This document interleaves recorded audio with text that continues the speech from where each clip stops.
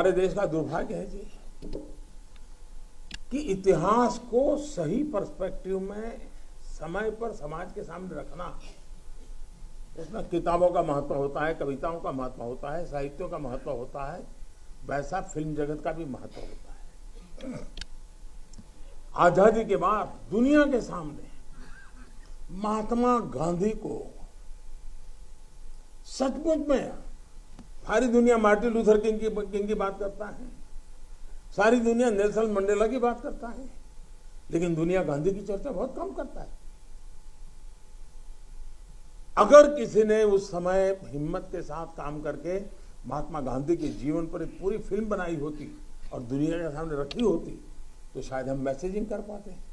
पहली बार एक विदेशी जब गांधी फिल्म बनाई और ऑस्कर के पुरस्कार मिला, तब जाके के दुनिया को पता चला गांधी इतने बड़े महान व्यक्ति थे।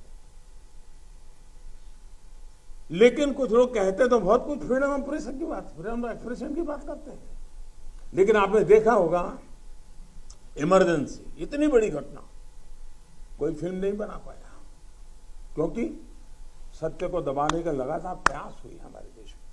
भारत विभाजन, जब हमने 14 अगस्त को एक हॉरर डे के रूप में याद करने के लिए तय किया तो कई लोगों को बड़ी मुसीबत हो गई है। कैसे भूल सकता है देश? कभी कभी उसमें से तुम्हें तो सीखने को मिलता है। भारत विभाजन में ऑथेंटिक कोई फिल्म नहीं बनी, और इसलिए इन दिनों आपने देखा होगा कश्मीर फाइल फिल्म की चर्चा चल रही है। और जो लोग हमेशा फ्रीडम ऑफ एक्सप्रेशन के झंडे लेकर के घूमते हैं, वो पूरी जमात बौखला गई है पिछले 5-6 दिन से।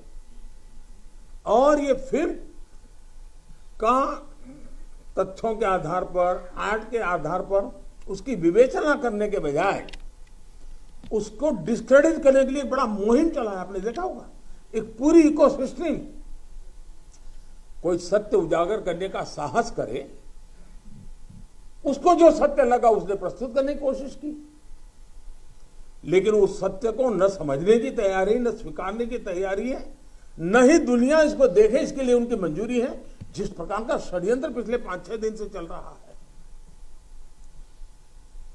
मेरा विषय कोई फिल्म नहीं है,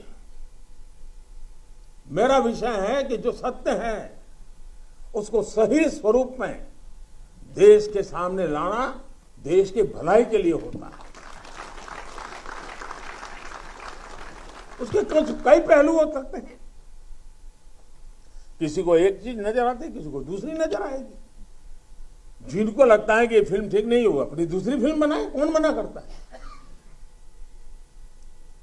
लेकिन उनको हैरानी हो रही है कि जिस सत्य को इतने सालों तक दबा करके रखा, उसको तथ्यों के आधार पर जब बाहर लाया जा रहा है और कोई मेहनत करके ला रहा है तो उसको पूरी इकोसिस्टम लग गई है, पूरी इकोसिस्टम लग गई है। और ऐसे समय जो सत्य के लिए जीने वाले लोग हैं, उन्होंने सत्य के खातिर खड़े होना उनकी जिम्मेवारी होती है। और ये जिम्मेवारी मैं आशा करूंगा सब लोग निभाएंगे।